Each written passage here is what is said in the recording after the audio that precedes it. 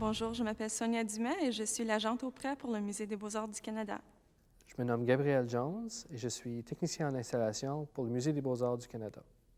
Bonjour, je suis Jean-François Obamsawin, coordonnateur du programme de formation en pratique muséale destiné aux Autochtones. Mon nom est Reginald Flamand. Je suis de la nation Atikamekw. Je fais partie du programme de formation destiné aux Autochtones en pratique muséale. Non, il y a juste 10 œuvres que j'aimerais emballer aujourd'hui.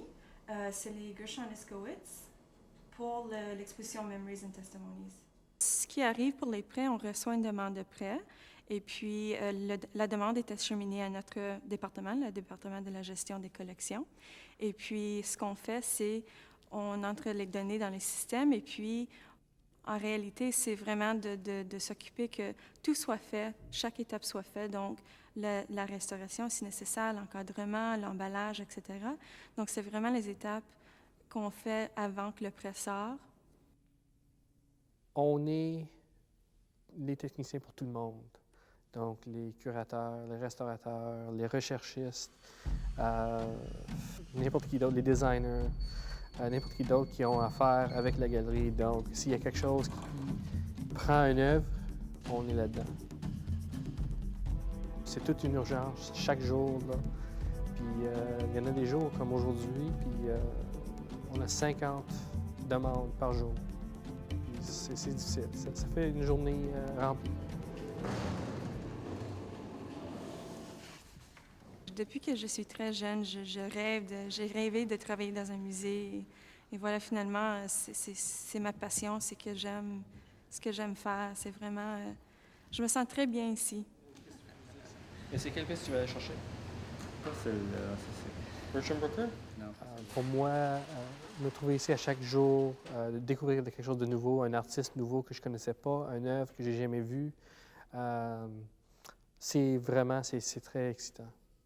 Lorsque c'est quelque chose ici au musée, quand c'est une exposition, on peut voir le résultat. Mais pour nous, les prêts, lorsque le prêt sort, c'est comme terminé.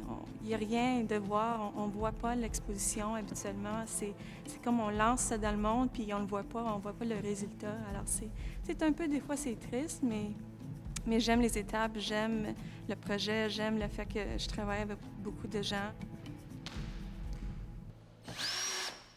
Il faut vraiment penser à notre affaire parce qu'il y en a des pièces, comme je dis, il faut vraiment penser, c'est quoi l'effet de le déménager.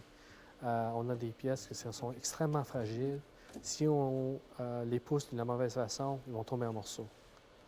C'est vraiment les stages, je pense, qui nous donnent l'expérience nécessaire de travailler dans un musée. Pour travailler dans un musée, c'est difficile, juste les études, c'est bon, mais c'est vraiment l'expérience pratique qui nous aide pour le futur, pour travailler dans le musée.